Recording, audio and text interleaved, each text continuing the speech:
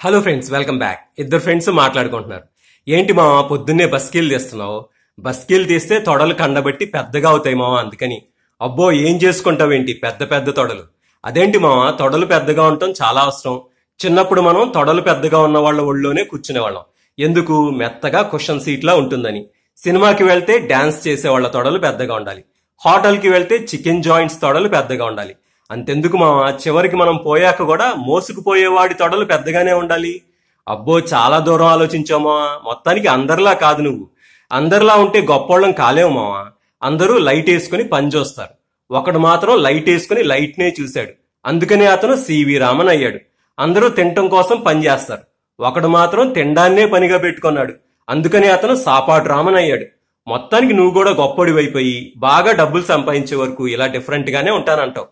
డబ్బులు సంపాదించే వరకు మాత్రమే కాదు మావా, దాన్ని నిలబెట్టుకోవాలన్నా డిఫరెంట్ గా ఆలోచించాలి. ఎందుకంటే డబ్బు సంపాదించడం చాలా కష్టం, పోగొట్టుకోవడం చాలా తేలిక. ఎవరికైనా సరే పేదరికం పర్మిషన్ తీసుకొని రాదు, పిడుగులా మీద పడుతుందంతే. Thank you very much friends, మళ్ళీ కలుద్దాం.